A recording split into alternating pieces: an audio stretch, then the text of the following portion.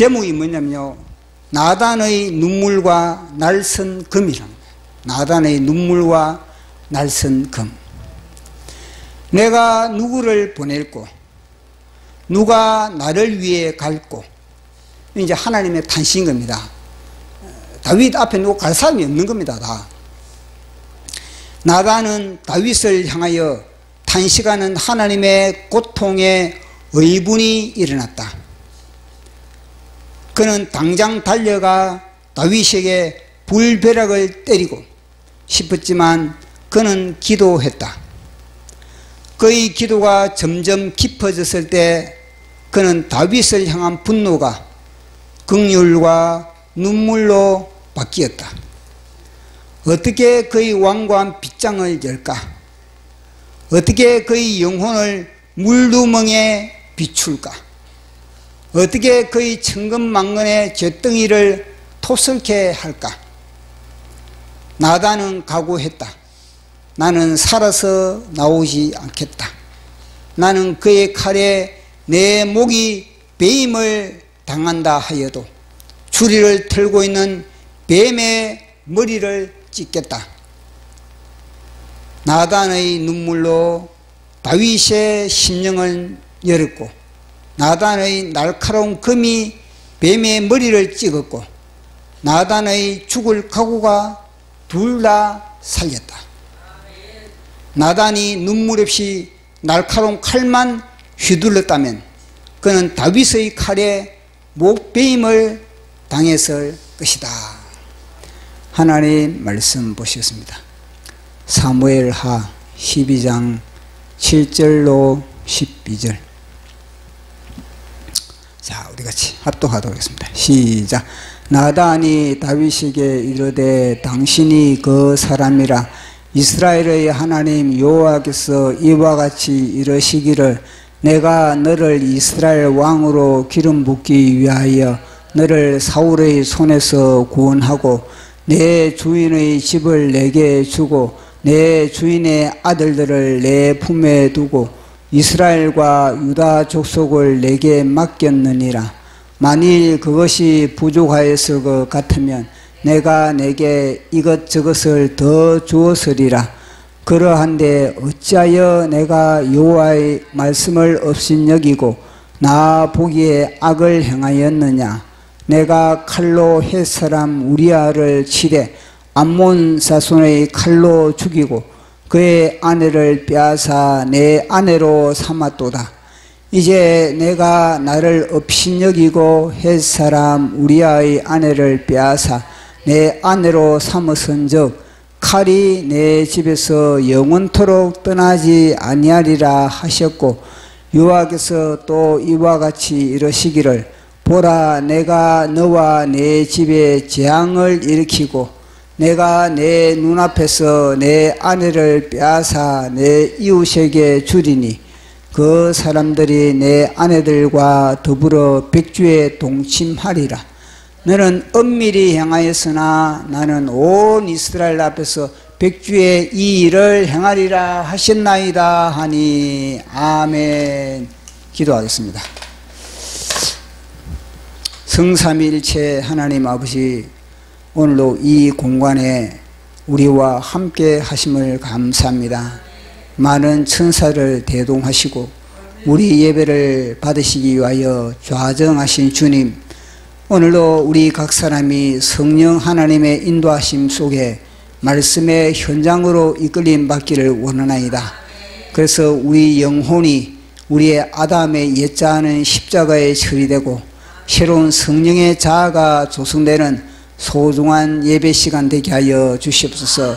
우리 영혼육이 다시 하나님 강건케 되게 하여 주시고 새롭게 재창조되는 사건이 일어나게 하여 주시옵소서. 말씀이 하나님 우리 속에서 정폭되게 하여 주시고 말씀이 단순한 글자가 아니라 그것이 생명으로서 우리 속에서 약동하는 소중한 시간 되게 하여 주시옵소서. 또 말씀을 전하는 제 자신도 온전한 주님의 대언자 되기 원하며 예수님 이름으로 기도드리옵나이다. 아멘. 네, 우리가 계속 사무엘 하를 살펴보고 있습니다. 이 사무엘 하의 구성을 보면은 24장까지 있는데, 이 24장 중에서 11장 이후는 이 다윗에 대해서 이야기를 하고 있습니다. 주로 다윗 한 사람의 그 모든 범죄함과 그리고 그 범죄로 인하여서 하나님으로부터 어떻게 징계를 받는지 그것에 대해서 아주 상세하게 그렇게 기록을 하고 있습니다. 우리가 볼 때는 대충 기록해도 될 것 같은데 그게 아니라 이 하나님의 마음에 합한 이 다윗이 또 이 음란죄로 인하여서 그리고 그 살인죄로 인하여서 그리고 또 탈취죄로 인하여서 그가 당하는 고통이 얼마나 심각한지를 우리에게 상세하게 그렇게 보여주고 있습니다. 그것은 그만큼 이 음란의 죄가 심각하다는 것을 이게 인간에 있어서 굉장한 문제거리라는 것을 우리에게 보여주기 위해서 이 11장 이후부터 계속 이 다윗의 그런 음란으로 인한 징계를 받고 고통을 당하고 완전히 인생의 막장 드라마가 연출되는 그런 모습을 너무나 상세하게 우리에게 기록을 하고 있습니다. 어떻게 보면은 이 인류의 문제가 여러 가지 뭐 하나님의 말씀에 불순종으로 인한 그런 문제가 사실 그거는 기본인데 그 중에서 뭐냐면은 여러 가지 죄 중에서도 사실 이게 굉장히 문제가 되는 거예요, 이게. 인류가 노아 홍수의 심판을 당한 것도 사실 따지고 보면요, 이 문제인 겁니다, 이 문제. 노아 홍수의 심판을 당한 것도 뭐냐면은 가정 파괴거든요. 하나님께서 디자인했던 그런 정결한 그런 가정, 그 정결한 가정이 이제는 정결성을 유지하지 못했다는 겁니다. 그러니까 하나님의 아들들과 이 세상의 이 딸들, 그러니까 섞여서는 안 되는 게 섞여버린 거거든요. 그러니까 하나님은 하나님의 아들로부터 받아야 할 그런 예배가 있고 하나님의 아들로부터 또 이 하늘로 올라오야 할 그런 기도가 있는데 그게 이제는 차단되어 버린 겁니다. 왜냐면요, 하나님의 아들들과 세상의 딸들이 섞여버렸으니까 이게 어떻게 됐습니까? 세상의 딸들이 하나님의 아들들의 이 모든 영성을 갖다가 삼켜버린 겁니다. 솔로몬처럼. 솔로몬을 세상의 이방 여인들이 솔로몬의 영성을 갖다가 다 망가뜨려 버린 것과 마찬가지로 노아 홍수 때의 사건도 그러하다는 것을 성경은 우리에게 말씀해 주고 있는 겁니다. 그러니까 이 하나님의 아들들의 이 모든 시각이 뭐냐면요, 이 시각이 선악과의 그런 시각이 되어버렸다. 그런 것을 성경을 통해서 우리는 발견을 할 수 있습니다. 자, 우리 그 말씀을 우리 한번 보도록 하겠습니다. 창세기 6장 1절 2절 시작. 사람이 땅 위에 번성하기 시작할 때에 그들에게 딸들이 나니 하나님의 아들들이 사람의 딸들의 아름다움을 보고 자기가 좋아하는 모든 여자를 아내로 삼는지라. 아멘. 6장 2절 읽어보니까 뭐가 와닿습니까? 뭐가 탁 와닿습니까? 선악과가 딱 와닿지 않습니까? 자기가 좋아하는 대로. 보십시오. 무엇입니까? 아름다움을 보고, 사람의 딸들이 아름다움을 보고 선악과를 보고 먹음직하고 보암직하고 지혜롭게 탐스러운 선악과를 따먹듯이 이거는 하나님의 말씀에 따라서 결혼을 하지 않아요. 결혼 제도가 이것은 어디 됐다는 겁니까? 무너졌다는 것입니다. 정결한 가정이 없다는 겁니다. 정결한 가정이 없다면 어떻게 되겠습니까? 하나님이 예배를 받을 수 있는 그런 환경이 완전히 무너져 버렸다는 것을 말씀하는 겁니다. 그러니까 노아 홍수의 심판을 받을 수밖에 없는 겁니다. 그만큼 이 음란의 죄. 성경은 굉장히 세상 사람들은 이 음란의 죄를 하나의 그런 자기의 그런 육신의 쾌락의 즐거움으로 하나를 보지만, 그러나 하나님은요 엄청난 이거는요 하나님의 질서를 파괴하는, 하나님의 나라를 무너뜨리는 엄청난 누룩이라는 누룩, 이 음란의 죄가. 그걸 갖다가 굉장히 강조를 하고 있는 겁니다. 그 이스라엘 백성들도 그러고, 이스라엘 백성들도 출애굽을 했어도 그들이 마지막 출애굽을 해가지고 이제 가나안 땅을 코앞에 두고도 그들이 범죄한 것이 뭐냐면요, 바로 이 음란죄거든요. 모압의 그 모든 우상들 앞에서 그들이 이제 그들 축제에 참여하고, 그리고 그들의 축제에 참여해가지고 그들 우상 앞에 절을 하고, 그러면은 이제 2차적으로 뭐냐면요, 바로 이 음란죄를 저질렀거든요. 그래서 23,000명이 하나님으로부터 심판을 받았습니다.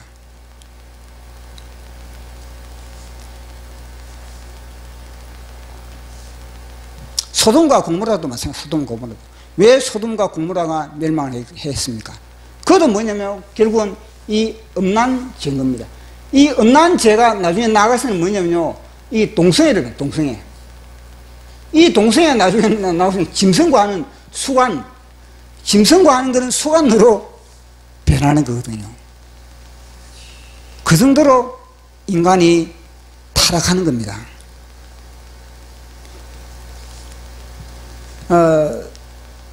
자, 지금 이 시대는 어떻습니까? 지금 이 시대는 과연 이 음란의 문제를 세상 사람들은 차지해 두고 교회에서 이 음란의 문제를 심각하게 다루고 있느냐는 겁니다. 이 교회에서 음란에 대하여서 뭔가 설교를 한다든지 이 문제에 대해서 심각하게 메시지를 던진다면은 아마 그 목회자는 그 강단을 지키기가 힘들 것입니다. 왜냐하면 성도들이 많은 부분 여기에서 이 올무에 걸려가 있기 때문에 그런 겁니다.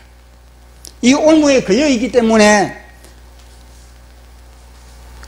음란의 죄를 갖다가 지적을 한다든지 그걸 갖다가 선포를 하면은 공격이 들어요. 공격이. 성도들로부터 이런 압박이 들어오는 겁니다. 메시지를 전하는 목회자의 입장에서는. 그러니까 그 압박을 감당하기 싫어서 목회자들은 이 음란에 대한 죄를 지적한다든지 이걸 갖다가 피해 버리는 겁니다. 왜냐하면 설교를 할 때는 압박감. 그 압박감을 피하기 위해서 다른 설교를 해버린다. 다른 설교를. 사실 강단에 선다는 것 자체는 이게 뭐냐면은 굉장히 치열한 영적 전투거든요. 그 영적 전투가 뭐냐면은 성도들의 한 주간의 삶과 그리고 이 강단에서 던지는 메시지는 충돌이. 그리고 그 충돌을 갖다가 최대한 그 충돌을 안 하려고 이 사람들은, 이 설교자들은 그 충돌을 안 하려고 그렇게 이 진짜 선포해야 할 메시지를 피해가 버리는 겁니다. 그러니까 이 교회가 문제가 아니겠습니까? 한국 교회가 문제가 어디 있겠습니까? 왜 교회에 이 음란죄가 그렇게 횡행하고 있는 겁니까? 그건 뭐냐면요, 강단에서 강력하게 어떠한 압박이 들어오더라도 그 압박을 감당하고 그걸 갖다 메시지를 던지면서 그 속에 있는 음란의 귀신을, 음란의 뱀을 목을 잘라야 되는데 그렇지 못한 겁니다. 왜냐? 내가 압박을 받으니까. 그렇기 때문에 두리뭉실 넘어가 버리는 그런 경향이 너무나 많다는 겁니다. 그런데 성경은 보십시오. 사무엘하 11장부터 이 24장이 있는데 주로 다루는 게 이게 뭐냐면요, 다윗의 이 음란과 그리고 그 이후에 당하는 다윗의 징계, 그걸 갖다가 계속 다루고 있거든요. 그건 뭘 말해주는 겁니까? 이 문제를 상시하게 너희들이 묵상하고 너희들이 상시하게 이것을 살펴봐라 라고 우리에게 이게 보여주는 거 아니겠습니까? 아마 시대가 가면 갈수록 아마 이 음란의 죄에 대해서 아마 교회는 더욱더 침묵해 나갈 그런 가능성이 아마 많을 겁니다. 그래서 우리는 이것을 갖다가 이 단순한 뭐 육체의 그런 하나의 그런 음란보다 영적인 그런 부분도 같이 뭐 함께 우리가 포함되는 거 아니겠습니까?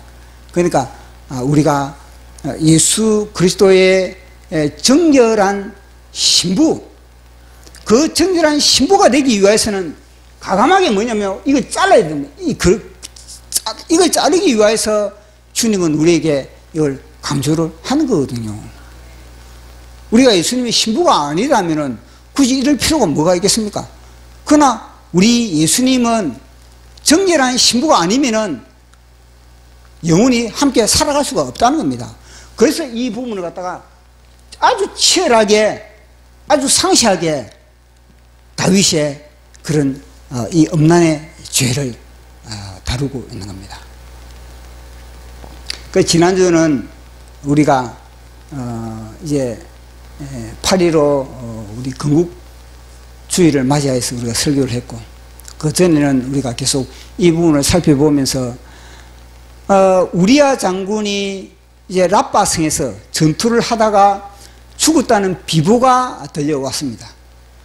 그 비보를 듣고 두 사람의 반응에 대해서 우리가 살펴봤습니다. 하나는 이 아내 바세바입니다. 아내 바세바는 사파드예요. 사파드, 원어로 사파드. 그게 뭐냐면 애통해하고 통곡했다는 겁니다. 남편이 죽었다는 그 소문이, 그 소식이 뭐냐면 이거는 우연히 내 남편이 죽은 것이 아니다. 이거는 뭔가 괴락이 있고 이것은 뭔가 술수가 있다.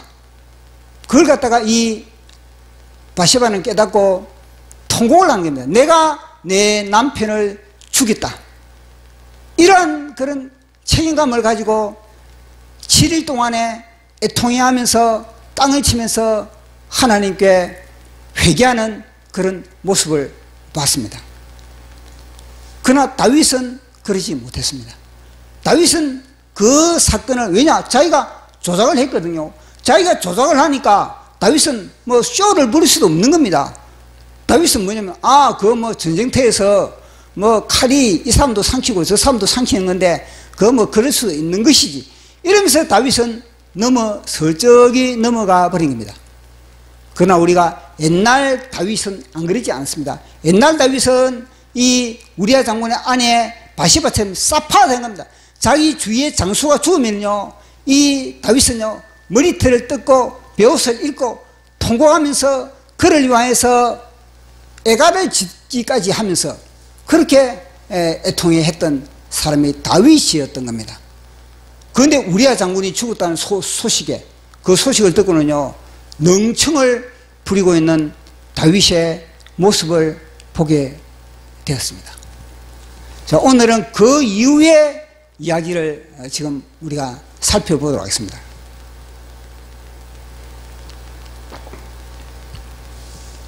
랍바성에서 우리야 장군과 몇 명의 그런 군사들이 죽었다는 그 소문이 이스라엘 땅에 전해졌습니다. 그 이스라엘 땅에 전해지면 이제는 이스라엘의 선지자들, 그리고 이스라엘에 기도하는 사람들은 그 문제를 가지고 기도할 수밖에 없는 겁니다. 하나님, 저 랍바성에서 벌이고 있는 저 전투, 하나님 생명을 잃었습니다. 주님, 그 전투의 총대장인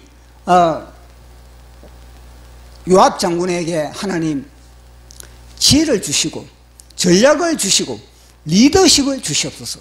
왜냐? 이거는요 전쟁터에서 사람이 죽었다는 것 자체는 총지휘자 리더격인 요압 장군의 리더를 잘못했기 때문에 이런 죽임의 이런 사건들이, 이런 악재가 일어나거든요. 그러니까 중보하는 사람들은 중보가 뭐냐면요, 하나님, 저 요압 장군이 정확한 리더십을 발휘할 수 있게 알려주시고, 그리고 이 사건으로 인하여서 이스라엘 백성들이 사기가 떨어지지 않기를 원합니다.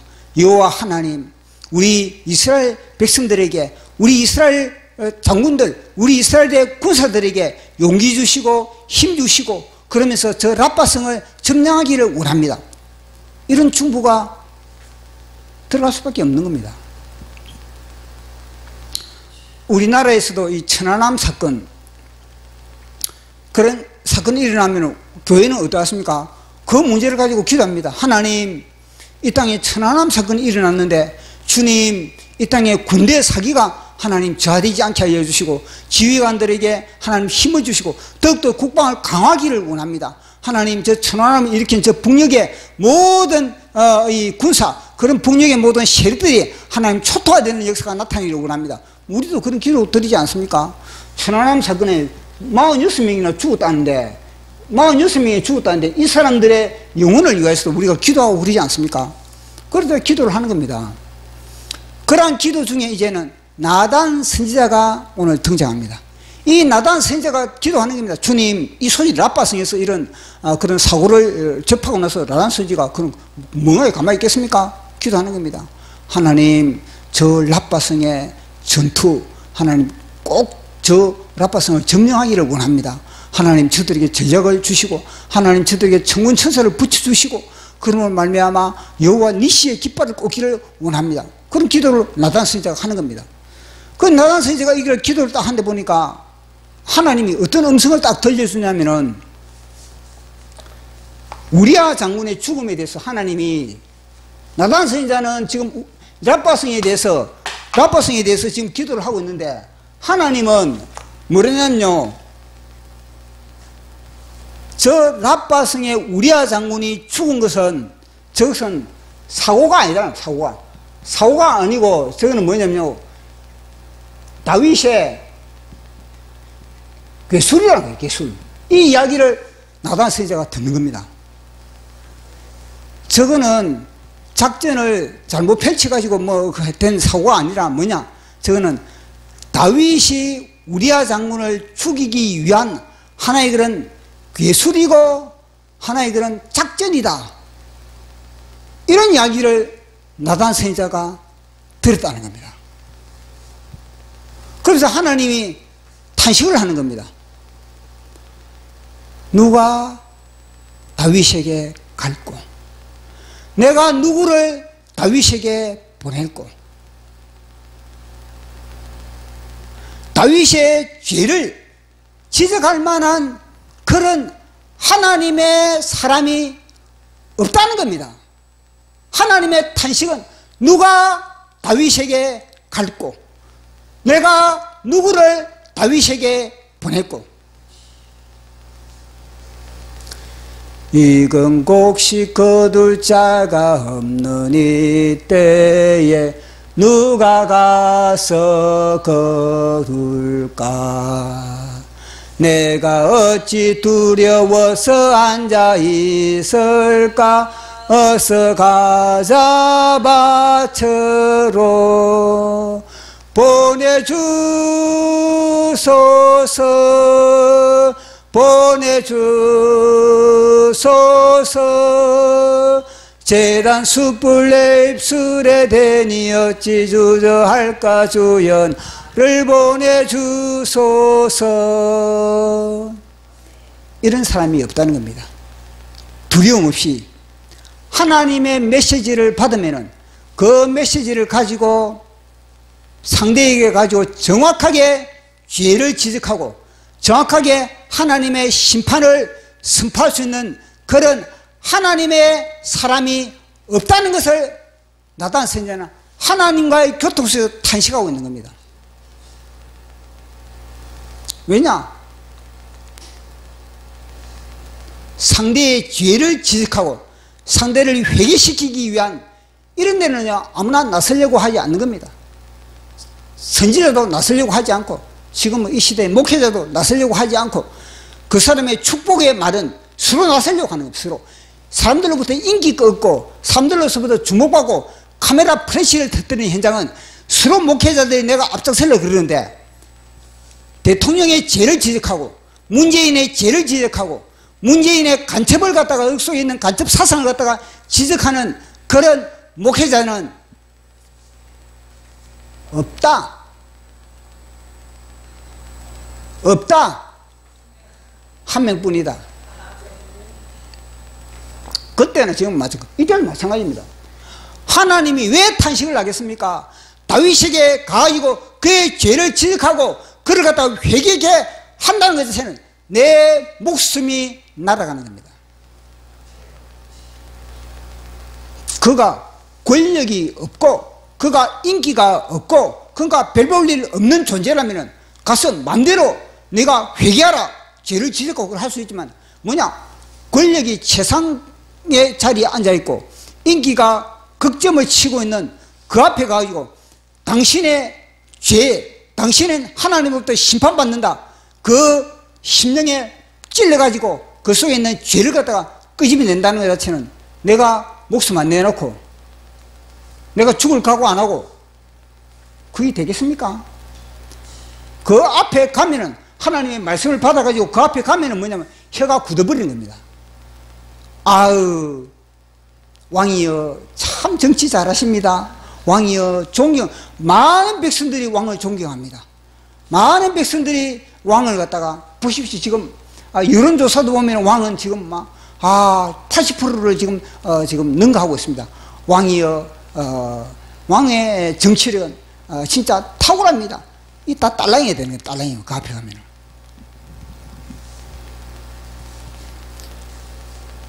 그 나단 선지자는 하나님의 탄식을 듣게 됐다는 겁니다.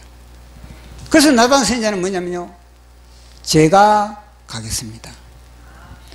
제가 하나님의 마음을 시원케 하겠습니다. 그런 결단을 하는 겁니다. 그래서 나단 선지자가 딱 들어보니까 다윗의 죄가 보니까 이 우리아 장군을 갖다가 자기 괴술로서 죽이는 겁니다. 우리아 장군을 괴술로서 죽이고 그 안에 바세바를 갖다가 탈취하고 그것으로 인해서 하나님의 엄청난 심판이 다윗과 그의 집에 임한다는 그런 메시지를 받아 들었던 겁니다. 자, 그러면은 나단 선지자의 입장에서는 그렇습니다. 하나님의 메시지는 받았는데 그 메시지를 어떻게 전할까?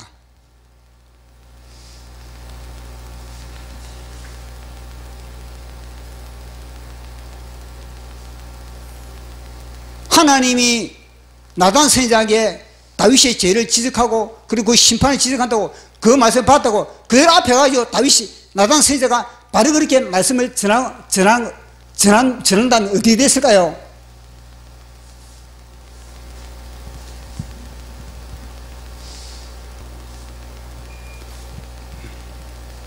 어떻게 됐을까요? 하나님의 메시지를 받는 그 순간부터 나단 선지자는 고뇌가 돼요. 고뇌. 과연 이 메시지를 어떻게 전할까? 어떻게 다윗이 이 메시지를 듣고 아멘을 하고 회개를 할까? 여기에 대해서 나단 선지자는 고뇌가 들어가는 겁니다. 그래서 나단 선지자는 처음에는요, 하나님으로부터 이 다윗의 범죄, 가정한 이 범죄 소식을 딱 들었을 때는 나단 선지자 불이 나지 않겠습니까? 당장 일어나가지고 다윗에게 가지고 막 불을 토하고 싶은데, 그러나 나단 선지자는 기도하는 겁니다. 어떻게 하나님의 메시지를 전할까? 어떻게 다윗이 알아들을 수 있게? 어떻게 다윗의 회개를 불러일으킬 수 있게? 어떻게 이 메시지를 통해서 다윗도 살고 나도 살고 같이 살 수 있는 그런 메시지를 전할까?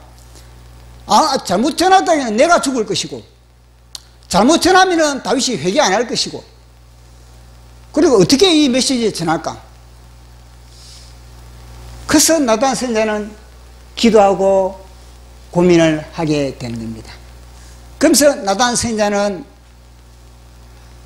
다윗을 향해서 기도할 때마다 이제는요, 처음에는 분노가, 처음에는 아니 다윗이 어떻게 그런 파렴치범을 저질러 그렇게 남의 아내를 독질해, 그 우리아 장군을 그렇게 사지로 몰아넣어, 그 남의 아내를 갖다 탈취하고, 그런 놈이 어떻게, 저놈이 저 왕이 자리에 앉아서 분노해서 나중에요, 다윗이 저 시간이 갈수록 뭐냐, 기도하니까, 나단에서 이제 기도하니까 이게 긍휼과 눈물, 다윗을 향한 긍휼함과 눈물이 이 나단 선지자 속에서 솟아나는 겁니다. 그 다윗을 향한 기도와 애통해함과 긍휼과 눈물로 이 나단 선지자가 전할 메시지가 뭐냐면, 오늘 우리 본문을 통해서 살펴보는 것과 마찬가지로 한 비유란 비유 설교야, 비유 설교.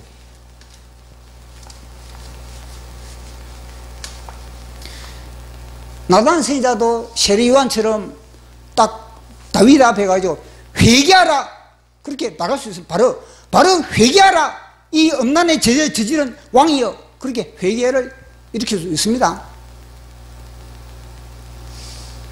그러나 나단 선지자는 그걸 갖다가 비유로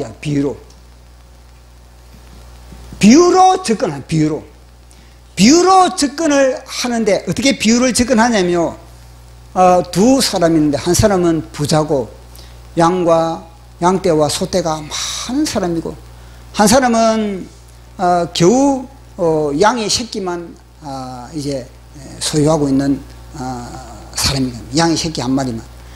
그런데 아니 그 동네에 어떤 나그네가 왔다는 겁니다. 나그네가 부잣집에 왔다는 겁니다. 근데 부잣집에 왔는데 이 부자는 자기 집안에 양떼, 소떼가 많음에도 불구하고 그 중에서 하나를 잡지 않고 이 가난한 사람의 양의 새끼를 갖다가 빼앗아가지고 그걸 갖다가 이 나그네에게 대접을 했다는 겁니다. 그 이야기를 딱 듣자 다윗이 안 했으면 가만히 앉아가지고 다윗이 이제는 나단 선지자가 그러지 않겠으면 나단 선지자가 약속을 정해가지고 며칠 날 내가 왕과 함께 식사를 하기를 원합니다. 그래 이제 약속을 해가지고 딱 가서 이제 왕이여 지금 제 이야기를 좀 들어보십시오. 이러면서 이제 접근하는 겁니다. 근데 이 이야기를 들으면서 다윗이 뭐냐면 그 자리에서 벌떡 일어나면서 탁자를 탁 치면서 뭐냐면 그놈의 새끼는 내가 여호와의 이름으로 명시하노니 죽임을 당해야 된다. 그놈의 새끼는 양의 4배를 갚아야 된다. 그래서 다윗 속에 의분. 다윗 속에 이 의분이 폭발하는 겁니다. 이게 뭐냐면요, 나단 선지자가 이걸 노린 겁니다. 거기 보십시오. 기도하지 않고 하나님의 메시지를 받고 기도하지 않고 이런 비유의 설교를 할 수 있겠습니까? 바로 가가지고 당신의 죄 회개하십시오 이러면요, 다윗 옆에 차고 있던 칼 뽑아가지고 나단 선지자 목이 날아가고 있는 겁니다. 그런데 이런 비유를 통해서 다윗 속에 있는 그런 의분을 불러일으키고, 그 다윗의 문을 이제 마음문을 여는 겁니다. 보십시오. 다윗의 심령에 지금 다윗의 심령에 첩첩으로 지금 마귀가 뱀이 코팅을 하고 있는데 이걸 갖다가 어떻게 마음을 열 수가 있겠습니까? 그래서 나단 선지자는 이런 비유를 통해서 다윗 속에 의분을 불러일으키고, 그리고 하나님의 말씀의 법을 갖다가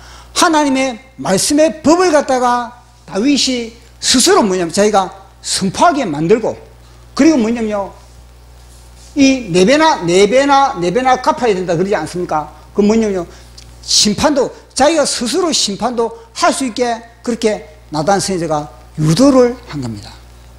비유 설교를 통해서.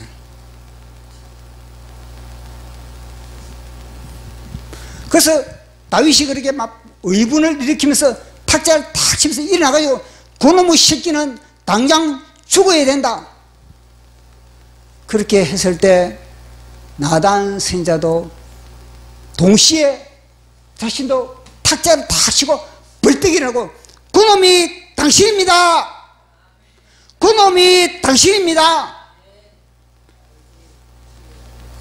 그렇게 했을 때 다윗은 어땠을까요? 엄청난 충격을 받는 겁니다. 그러면서 뭐냐면요, 다윗의 입장에서 아니 내가 왜 그놈이냐, 내가 왜 그놈이냐. 그러면서 다윗의 한 손은요 이미 옆구리에 가서입니다. 옆구리에 칼 빼들고 나단 선지자를 목에 치려고. 보십시오. 상대의 죄를 지적하는데 그 죄를 지적하고 그 순간에 아멘 할 사람이 어디 있습니까? 이 마귀가, 이 뱀이 반격을 나단 선지자를 향해서 반격을 가는 겁니다. 그때 이 나단 선지자는요 틈을 주지 않고 여호와의 말씀을 선포하는 겁니다. 그게 바로 나단 선지자입니다. 틈을 주지 않고 그 순간에 여호와의 말씀을 선포하는 겁니다. 여호와의 말씀에 여호와 하나님께서 당신에게 이르는 말씀을 들으소서. 그러면서 다윗이 지금 뭐냐 분노로, 그러니까 벌떡 일어나가지고 막 다윗이 막 그렇게 이 혼란된 감정 속에 있는 그런 가운데 이제는요 하나님의 말씀을 집어넣고 다윗의 죄를 지적하는 겁니다.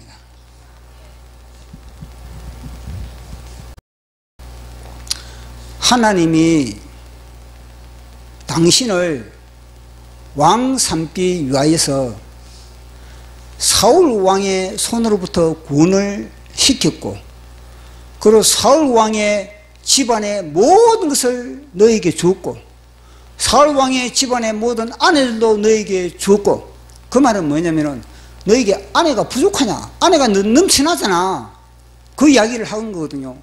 그렇게 그 이야기인 겁니다.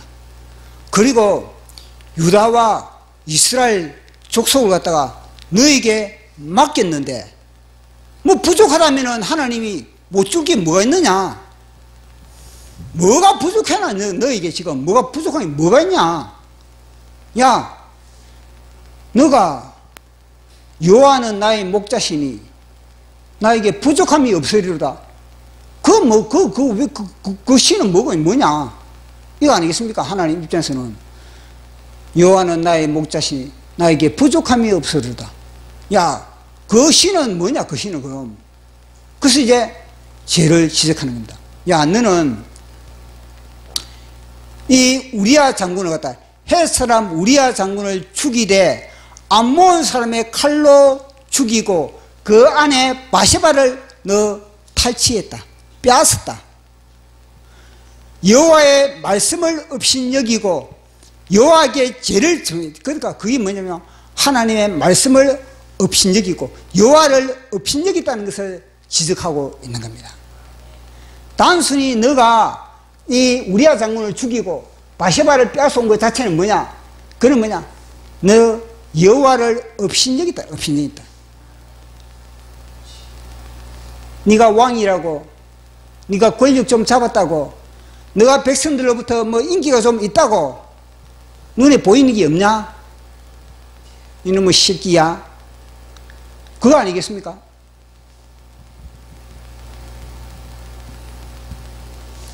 그렇게 했을 때 다윗이요 비로소 자신의 죄를 회개하게 되는 겁니다. 내가 범죄하였나이다. 보십시오. 다윗이 자신의 죄를 갖다가 이 고백함에 있어서 단순히 상대의 죄를 지적하는 이 수준으로서는 접근해서는 안 된다는 겁니다. 충분한 나단 선지자와 같은 그런 눈물과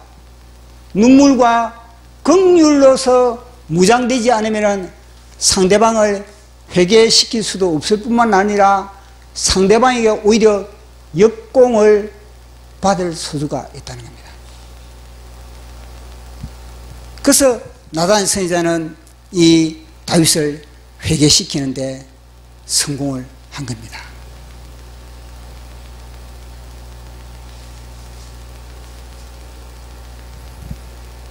나단 선지자의 입장에서는 어떠했습니까?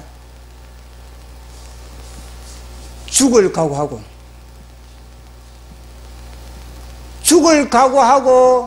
하나님의 메시지를 들고 다윗에게 간 것입니다. 다른 사람들은 자신의 목숨이 아까워서 죽을 각오를 하고 다윗에게 나가지 못했지만, 그러나 나단 선지자는 죽을 각오하고 다윗에게 앞에 나갔다는 겁니다. 그래서 나단 선지자는 자신도 살고 다윗도 살고 함께 살고, 다윗이 살면은 이스라엘이 사는 거지, 안 그렇습니까? 그래서 이스라엘에 번져나가는 죄의 누룩이 곳에서 차단이 되는 겁니다. 그것이 바로 위대한 나단 선지자의 업적인 겁니다. 나단 선지자가 이렇게 하지 않았다면 바로 세례 요한처럼, 물론 상황에 따라서는 세례 요한처럼 접근을 할 수 있는 겁니다.